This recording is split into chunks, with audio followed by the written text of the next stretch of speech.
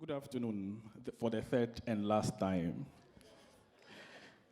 My name is Eli. The longer name is a mouthful, so just Eli is fine. I'll save you the stress. I'm the RSPO Technical Manager for Africa. Another way of putting that is that I'm RSPO's guinea pig in Africa, because I was the first person to join, and so I'm testing the waters in Africa. I'm happy to have all of you in the auditorium for this session on linking smallholders and markets. Just two announcements for those who are walking in. One of the speakers would be speaking in Bahasa, Indonesia. So if you require a translation device, please walk towards the back with your ID card, and you get a translation device. The channels. So the channels for English to Bahasa Indonesia is channel 1. English to Bahasa Indonesia, channel 1. English to Japanese, channel 2.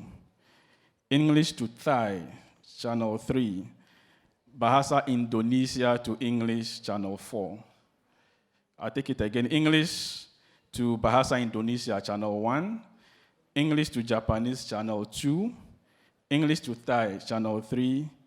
Bahasa Indonesia to English, channel 4.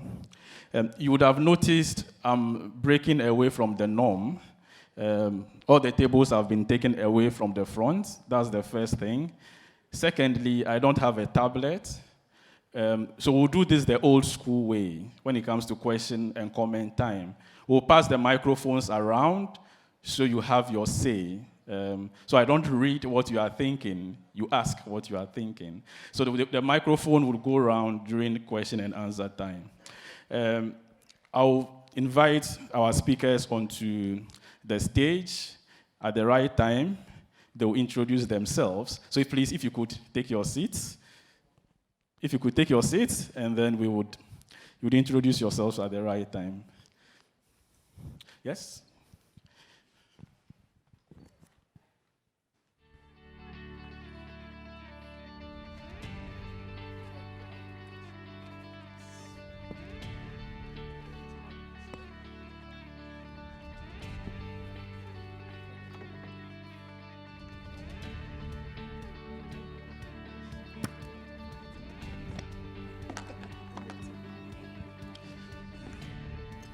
Okay.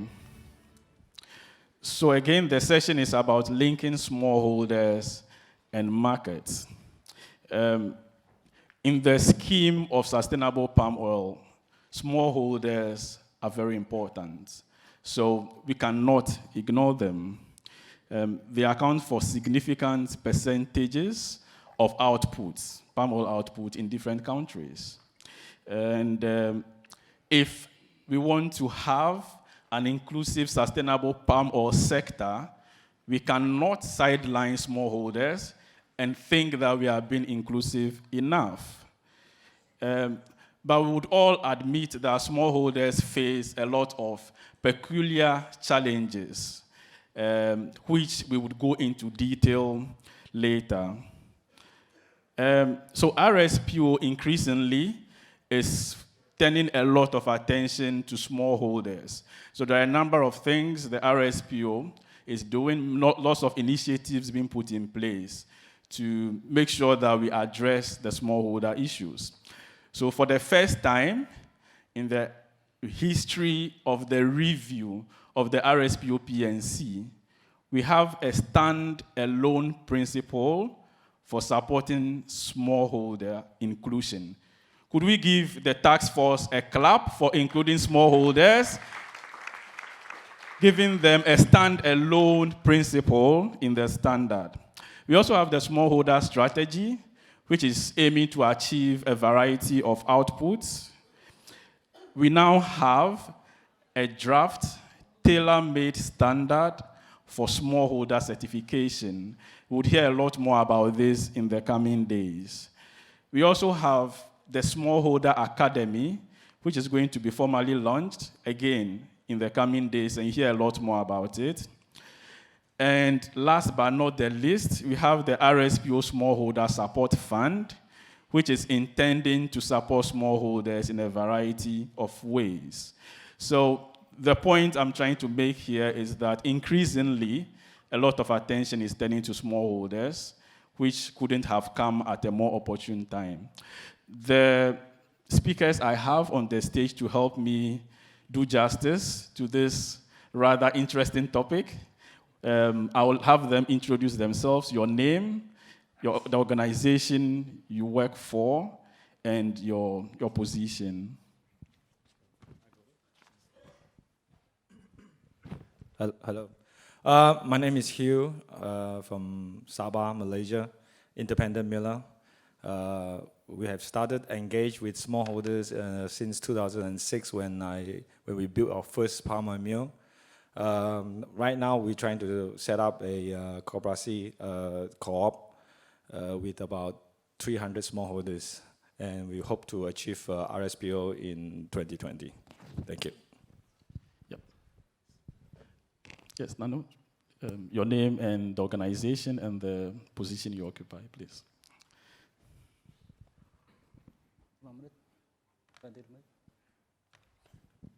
Baik, perkenalkan nama saya Narno dari manajer grup Asosiasi Amanah yang ada di Kabupaten Pelalawan, Provinsi Riau, Indonesia. Sekaligus saya menjadi Ketua Fortasbi yang berkantor di Bogor. Fortasbi adalah Forum Petani Sawit Berkelanjutan Indonesia. Terima kasih.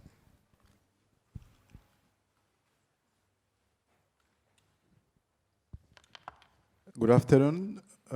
My name is Amadou Cissé. I'm working with Solidaridad West Africa as a country rep. I'm based in Abidjan, Côte d'Ivoire. Côte d'Ivoire is a West African country, it's a French-speaking country in West Africa. And Solidaridad West Africa is implementing several projects on our palm sector. So after I will have a time to maybe give more details. Thank you. Good afternoon, everyone. My name is Ivan Novrizaldi. Work for National Agri for Sustainability Department, focusing on certification and traceability, and also handling with the smallholder certification as well. We're handling for more than 30,000 scheme smallholders, all already RSPO certified. And we also have another handling more than 100,000 smallholders for independent smallholders as our supply chain in all of our operations unit in North Sumatra, Riau, and Jambi. Thank you. Okay, thank you very much. So these are the speakers who will be helping us through the session. Before we move on, we'd want to watch a short video which explains the smallholder situation from a different angle. I think over the years, we've watched a lot of videos from Southeast Asia. And today you can see we are breaking away from the norm in many ways. And so we are going to watch a video about the smallholder situation from Africa.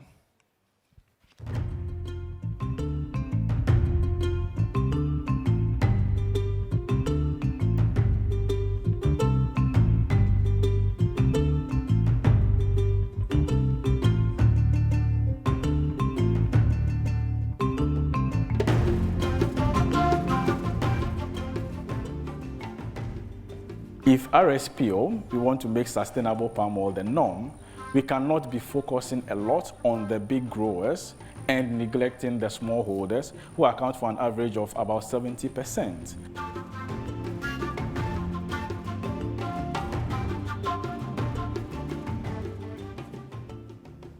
There are 5 sponsored projects in Africa. So one in Ghana, Cote d'Ivoire, Sierra Leone, Nigeria, and in Tanzania. The Ghana project is supporting 10 smallholder groups across the country. And the total number of smallholders involved is 702 smallholders across the 10 groups. And RSSF funding to the 10 groups for supporting the 10 groups through Solidaridad West Africa has been to the tune of $166,500, stretching between 2013 and 2016. And the main purpose was to support the smallholder groups to become certified. 2007, enemy duya beno. Na nukureni na minya experience biya ya na training biya ya. Tina minu ya beno biara mi yeni biara. O chire yang se yenye parfum, round circle weeding, and stack. Ne ade fe ye pruning.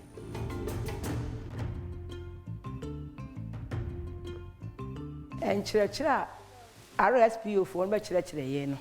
Aboabe say abeno edru baby e man ye pruning wo ho ne ade ade nti me do afo na me hu say me do ase no me do body menkani jene me man fo no jene so fete na matutura afiri hu na masaka ho nyina fe sade problem bia maso.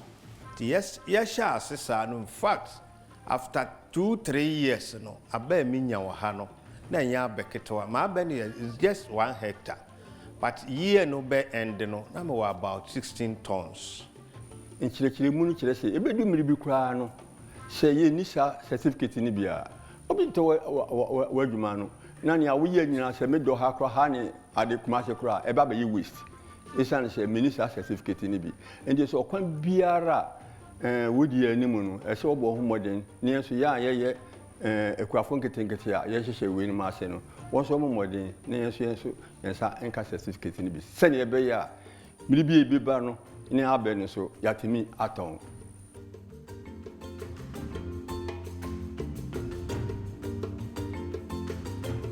Omo bae no foforo no na ye nu a na ye sika na ye sika na ye nketenkete so won be kire ye se ye mpunini na fra branches no fra manfa so na ye nya bie no ama ye no ye sika no kwa ani mu che kane no abra ko university no san kire na be no na me konu ama me nya sika no bi san kire no de bra se ye mpunini no abe ni timi mu akese no e ma me konu abe na ma me nya sika e de support o me ba sa certification no se ensa kan be boyen ama yesika semo akosoro ama yetimi di aboa ye ho any community nanti eno so ye bra ye boa community no ye sa aboa o man no so sa first certificate no wasem no de wa chechire mu akire ye pa nti ye se ye ni di akire nti ye de pa bo na ye bo se bibia be yamaye nti amaye so adwuma no ye ne se de be ya e be boa ye na certificate na ba.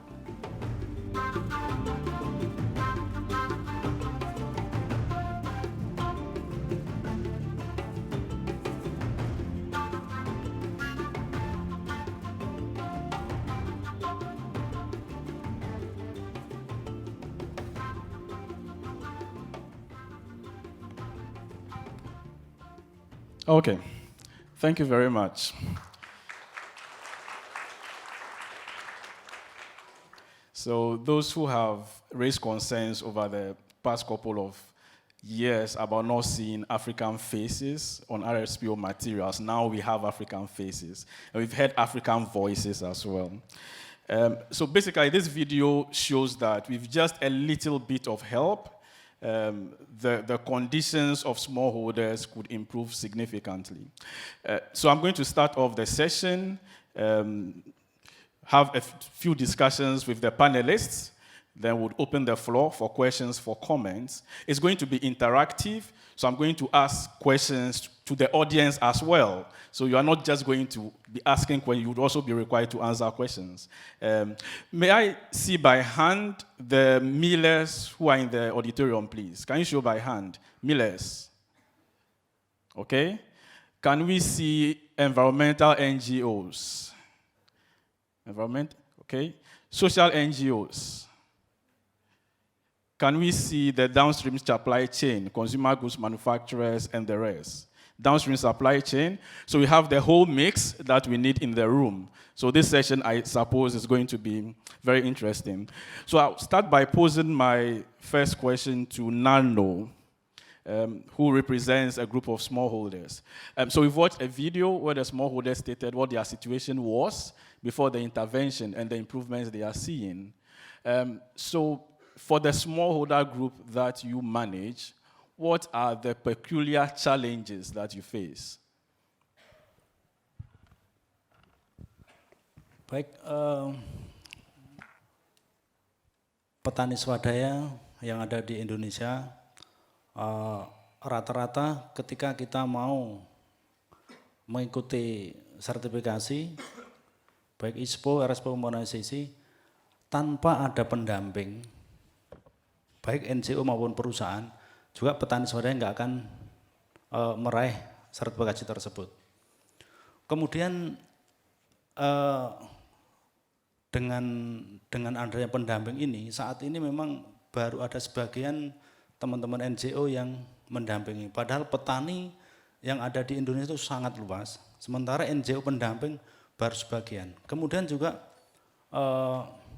yang kedua, untuk perusahaan mitra, ketika membeli buah dari petani, saya juga berharap semua tidak hanya sebatas jual dan beli, harus ada pendampingan kemudian menuju arah ke sertifikasi. Yang kedua mengenai penjualan kredit RSPO, memang ada juga, alhamdulillah selama ini memang udah banyak yang tertarik, tapi menurut saya belum maksimal, apalagi saat ini petani swadaya udah banyak yang mempersiapkan tentang sertifikasi, udah suatu otomatis volume produksi yang sertifikat RSPO akan semakin banyak. Nah, ketika udah banyak, sementara peminat dari pembeli kurang, otomatis akan jadi permasalahan di petani itu sendiri. Memang bukan semata-mata kredit tujuan kami, tapi paling tidak dengan kredit kami bisa berproses untuk menata keuangan agar bisa mempertahankan sertifikasi itu sendiri. Kemudian untuk dengan penjualan sertifikat, sama juga dari pembeli merubah nasib, merubah pola pikir, merubah taraf hidup keuangan daripada petani itu sendiri. Artinya dengan bersertifikat RSPO, dengan berkebun yang lestari, petani akan lebih baik. Cuman hanya sisi lain, tanpa ada pendukung daripada terutama pendamping tadi, sertifikasi juga berat akan kita capai. Dan mempertahankan sertifikasi juga akan lebih berarti, karena juga mempertahankan itu juga akan lebih berat. Terima kasih. So a follow-up question to you, Nano. You are in your second cycle of certification. So you've already gone through the first 5 years and started the second year. So if there are all this myriad of challenges, what is your motivation for remaining RSPO certified? What actually pushes you to remain certified in the face of these challenges that you had elaborated on?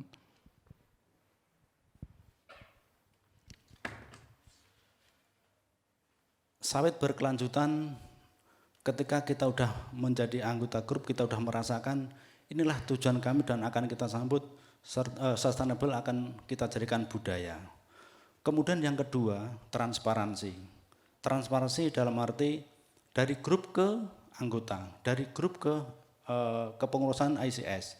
Nah, ICS inilah akan kita beri masing-masing tugas dan tanggung jawab. Mereka sama-sama punya tugas dan tanggung jawab, akhirnya juga bisa mempertahankan sertifikasi itu sendiri.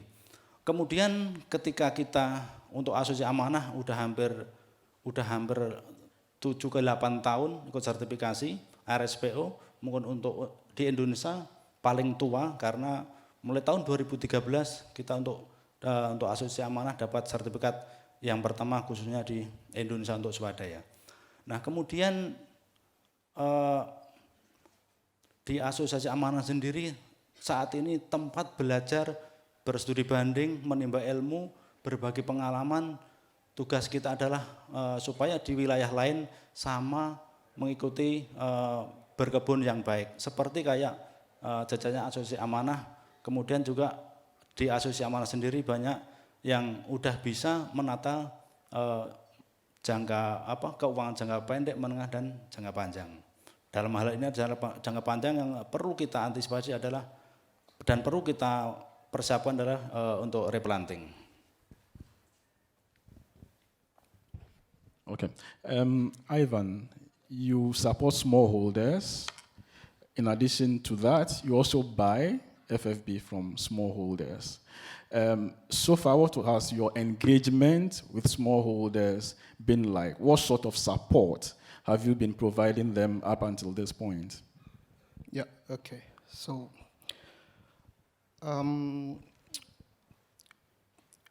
certification of smallholders definitely is different than in India, in companies area.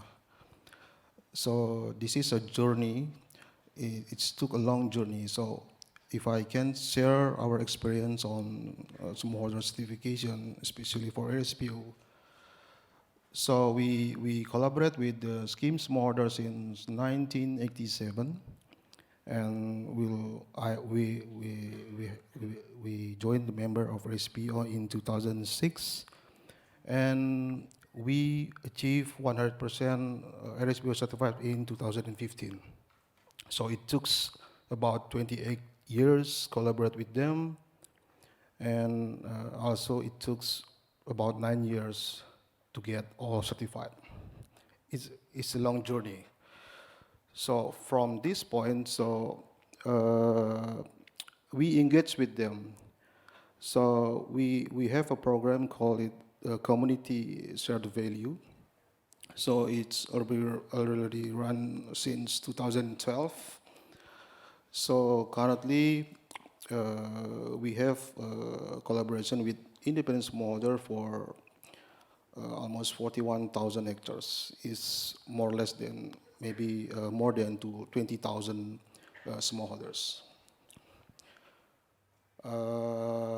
We give them trainings, yeah. We give them the knowledge of BMPs. We give them access to fertilizer, access to the seeds, and we also give them dedicated department to handle directly with them on the field,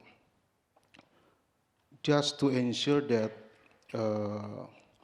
we want they to apply the BMPs just what we applied in INTIS. So we will maybe at least 2 or 3 years to prove to them that if you apply this method, you will gain the higher production of babies, and it's proof. Okay, so one of the things that we go through before we go to certification of sustainability, then we have a CSV program first. We collaborate with them. Okay, so that's one point. So after that, from more or less maybe 20,000 smallholders, currently we succeed maybe almost 3,000 hectares that already certified. Currently, we have one of them is Panarno in here, sitting here. So as you can see, we run the JSV program from 2012 until now. It's about 7 years, right? 7 years, but we only achieve almost 3,000 hectares, right? Compared to 21,000 hectares. The challenge that we face is they want to go to the certification process for sure, because they already feel the benefit. They already feel because the higher production of babies, they better livelihoods, right? So they're willing to go to certification process for sure. But somehow, one of the challenges is about funding. That's one thing. So we have did like a analysis, cost analysis for certification. So for 5-year basis, we calculated that we need approximately about 1.8 million rupiah per hectares for preparing for certification on 5-year basis. So average is 1.8 million rupiahs per hectares. From 5 years basis, the first year is the highest cost, the highest money that we need to prepare this. That's why the 3,000 hectares that are already certified, we engage to some donors. We engage with IDH, we engage also with Solidaridad a few years ago. Also we engage with Carrefour, because to cover this first year's cost. I think this is the bottleneck that we face today. They're willing to process, but they don't have any access to that. I heard about RSF in RSPO. Yeah, we expected that they can use these facilities to do that. Okay. So just in 1 minute, Yeah. what's in it for you? Asami, what's in it for you, given all the cost components that you've listed? What's in it for you? For which reason you are willing to support the smallholders to get certified? If they get certified, what's in it for you?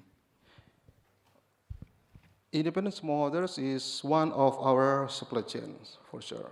So 50% is from our INTI, and the rest, 50% is from our smallholders. It's a huge numbers, right? Somehow, I can say any growers, any mills, any companies need assurance to have the supply, FAB supply from them, right?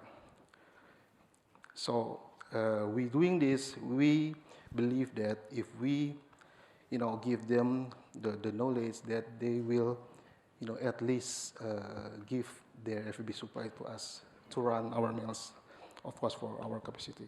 Okay, thank you. So Hugh, the issue of cost has come in here. You've been looking into the costs associated with smallholder certification. What exactly is your opinion on the cost, and how could these costs be shared?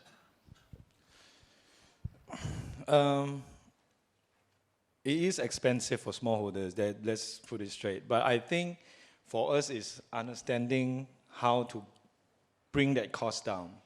I always say this to my smallholders. I say we have to continue looking how to bring that cost down. One of the examples with my own certification was a topography map. When I was talking to my team and they do not know how to get a topography map, the only way was to engage a contractor. So that had to cost us about $150 ringgit per acre.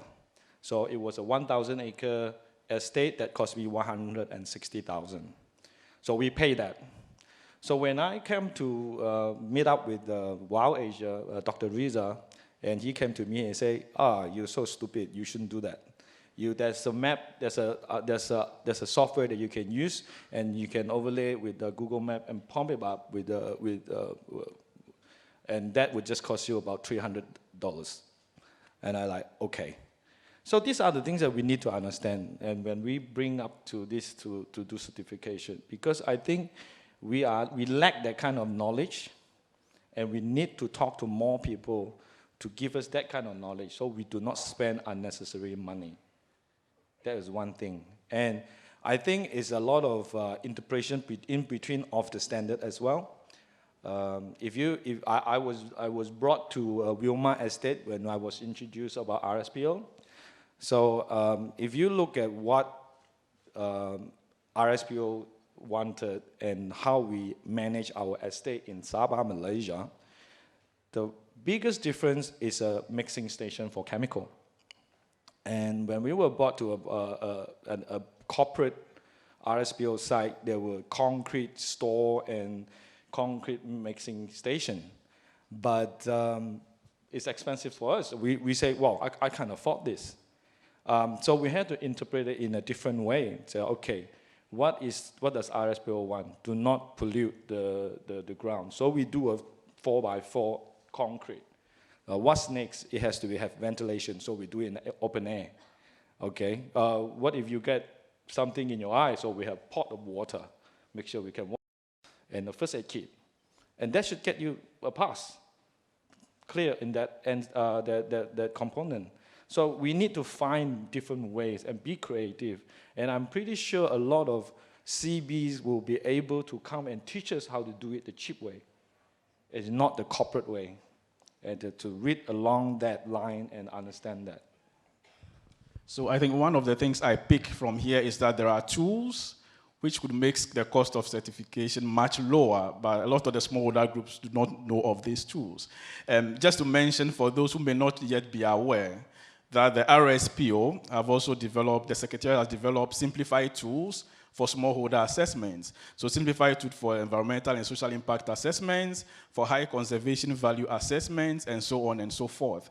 And we believe that these tools should help make things a lot cheaper. Again, you mentioned how you went about interpreting the mixing station and the rest. I think what we need to get clear from what you are saying is that there is the letter of the standard and there's the spirit of the standard.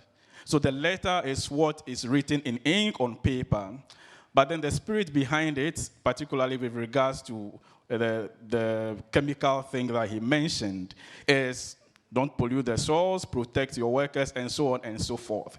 So again, we should begin to look a lot into the intent behind the text that we have in the standards. And then hopefully that way things could also be a lot more simplified. Amadou, so the African context. In Africa, there isn't a lack of market for palm oil. Actually, Africa is a net importer. So we still import about 50% of what we consume from Malaysia and Indonesia. Secondly, the demand for sustainable palm oil is very low. So even a lot of the certified estates are still selling as conventional.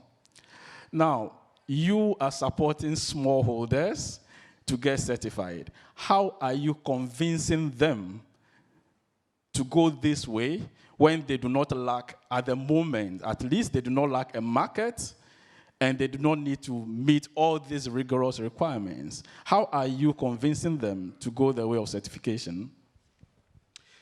I think this is a difficult one. But before answering your question, I want to thank the organizer for inviting me to speak during this event. And also, I'm very lucky to be here because have a visa to Thailand is a long story. So many of my colleagues from West Africa couldn't make this trip. Your question is a difficult one because if I still remember, when we start the RSF project in Côte d'Ivoire, I think this issue was raised by one of the stakeholders in terms of the fact we support the smallholder and there is no certified mill around. And the certified market is not there. So why we are supporting smallholder to be certified and why we are investing in this kind of project? And we even receive those kind of feedback from farmers. So there is no market where we will sell our product. You know, in West Africa, the challenge for smallholder is more important than a scheme smallholder or plantation. So we must start rather those kind of projects to support smallholder to go to certification before. But in our strategy, the certification came maybe before some of the issues that we want maybe to close with the standard. So first is the yield improvement. So when we engage farmer for certification, we talk about first on yield improvements. because the certification project is 80% based on best management practices, how we can maybe intensify the yield for smallholder using this BMP technology. So first, we talk about BMP. We demonstrate that there is a business case for our palm smallholder using BMP technology. So we focus more on that first, and the certification came later. But I agree with you that it's not easy, because when we mention certification and the smallholder asks you how many mills are certified in the country. And in our case, at those moments when we start the project, there were about only 1 mill certified RSPO. And when we are working maybe far from this mill, the smallholder still asking you where we will maybe sell the FFB if the millers around are not certified. So we start, as I mentioned before, we start engaging them with only yield improvement program. And at the end, we add, on top of that, the certification. So this is how we proceed in West Africa. Okay, so as I understand it, we are first addressing the most pressing needs of the smallholders, which is very low yield. Typically, the yields in West Africa for smallholders, 2-3 tons per hectare, not a lot. That's how come the gentleman who was in the video said his yield per hectare had increased to 16. Even with the big estates, there aren't too many of them who get 16 tons per hectare. And so, yes, I think using BMP as an entry point works. But the question then they pose to you is that there aren't mills that may buy the physical volume, physically certified volumes. And so I am going to go back to Nano and ask, is your situation different? Are the mills buying your FFB as physical certified volumes, or are they buying as conventional? Ada dua artinya pernah dua yang saya alami. Yang pertama, memang selama ini saya jual TBS konvensional, artinya TBS biasa. Kemudian untuk sertifikat RSPO-nya kita jual melalui Palm Trees. Kemudian pernah saya jual selama hampir 5 bulan. Kami jual ke perusahaan mitra, Asian Agri, mengenai segregasi. Jadi kita jual melalui physical trading. Artinya perusahaan akan memberi harga premium. Artinya dari harga biasa ditambah untuk harga premium. Semua kita jual ke perusahaan mitra.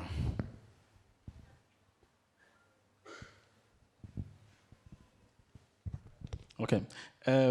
So back to you, Ivan, and then I'll come to Hugh. You are intending to certify thousands of smallholders. Very soon you are going to be inundated with certified FFP. Are you going to be in a position to buy all as certified, bearing in mind that you may have to pay some additional premium for them? Because you are helping their yields to improve, so there will be yield increments and a lot more of them certified.